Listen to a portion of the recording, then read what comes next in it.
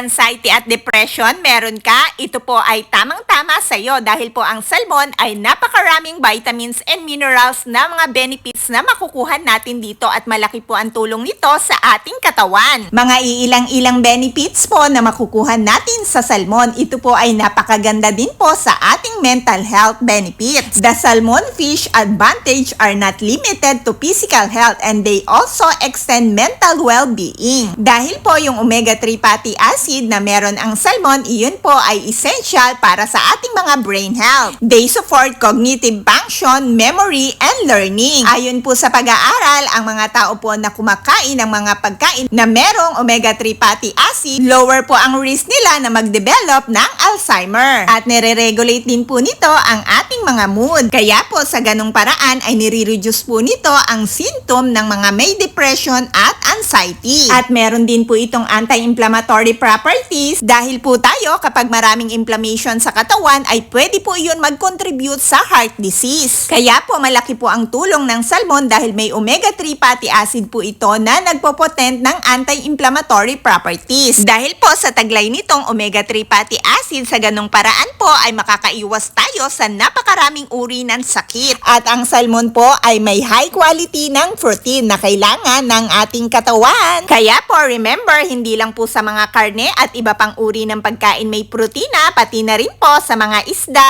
At ang salmon din po ay mayaman sa mga various vitamins and minerals including vitamin B12, vitamin D, and selenium. Ano nga po ba ang nagagawa ng vitamin D sa ating katawan? Ang vitamin D po ay tumutulong na para mapa-strong ang ating mga buto and support immune function. At ano naman po ba ang nagagawa ng selenium sa ating katawan? Ang selenium po ay napaka-powerful na antioxidant that protect your cell from damage. Ang salmon din po ay napakaganda sa ating mga puso dahil binabawasan po ng salmon ang pagkakaroon natin ng heart disease. Ang omega-3 fatty acid po na nakita sa salmon ay tumutulong sa pag-lower ng triglyceride levels. Dahil nga po nire-reduce po nito ang blood pressure at piniprevent po nito na magkaroon tayo ng formation harmful blood clot. Mga nabanggit ko po na mga factor, iyon po ay nakakatulong para ma-lower ang risk natin na magkaroon ng heart attack at ng stroke. At ang salmon fish din po ay merong anti-inflammatory properties. Dahil po kapag tayo ay may chronic na inflammation sa ating katawan ay pwede po tayong magkaroon din ng heart disease. Ang omega-3 fatty acid po na meron sa salmon ay nakakatulong para makaiwas tayo sa heart disease. At iba pa pong mga sakit kagaya ng cancer at arthritis. At bonus na nga din po dahil napakasarap po ng salmon na isda. So guys, always remember, eat enough and nutritious food to always be in good health. Stay healthy po tayong lahat!